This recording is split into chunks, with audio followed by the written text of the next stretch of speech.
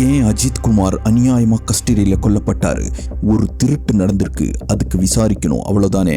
அதை விட்டுட்டு ஒரு பெரிய தீவிரவாதியோ கொடூரமான சீரியல் கில்லரையோ அரெஸ்ட் பண்ணது போல ஸ்பெஷல் டீமை வச்சு கொடூரமா அடிச்சு விசாரிக்கணுமா? இதுல என்ன இவ்வளோ ஆனந்தம் அதிகார வர்க்கத்துக்குன்னு தோணுதில்ல.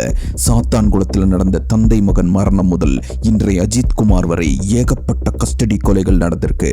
அதனால இது தனிப்பட்ட சிலரின் அராஜகம்னு சொல்றதை விட காவல்துறை அமைப்பிலேயே ஊறி இருக்கிற சீர்கேடுனோ ஹியூமன் ரைட்ஸை விடுங்க, பேசிக் ஹியூமன் இமோஷன்ஸை பத்தி கூட யோசிக்காம இருக்கிற அவங்களோட அலட்சியமும் தான் காரணம். இதை எப்படி சால்வ் பண்ணலாம்? இமீடியட்டா கேஸை ஃபுல்லா விசாரிச்சு கடுமையான தண்டனையை குற்றவாளி காவலாளர்களுக்கு அளிக்க வேண்டும்.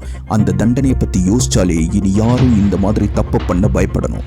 காவல்துறைக்கு டீட்டெயிலா மக்களை கையாள்வது மற்றும் மன அழுத்தத்தை சமாளிப்பது குறித்து ஆழமான பயிற்சி கொடுக்கணும். மனிதநேயமற்ற முறையில செயல்படும் காவலாளர்களுக்கு தொடர்ச்சியான மனநல ஆலோசனைகள் மற்றும் மனித உரிமை தொடர்பான பயிற்சிகள் கட்டாயமாக்கப்பட வேண்டும். முக்கியமா அதிகாரம் அப்படின்னா மக்களின் சேவைக்காக அப்படிங்கறத அவர்கள் உணரும்படியான பயிற்சி அவசியம். காவல்துறை அராஜகத்திற்கு எதிராக பொதுமக்கள் புகார் அளிக்கும் வழிமுறைகள் எளிமையாக்கப்பட வேண்டும்.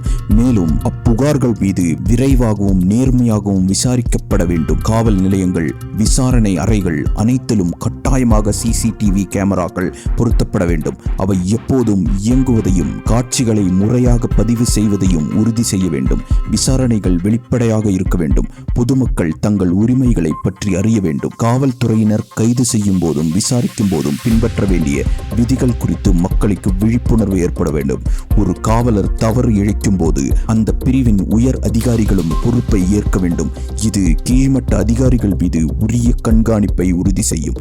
இந்த மாற்றங்கள் உடனடியாக நிகழாவிட்டால் நாம் இன்னும் பல அஜித் குமார்களை இழந்து விடுவோம். காவல்துறையில் மனிதநேயம் மலரவும் மக்கள் பயமின்றி வாழவும் இதுவே ஒரே வழி.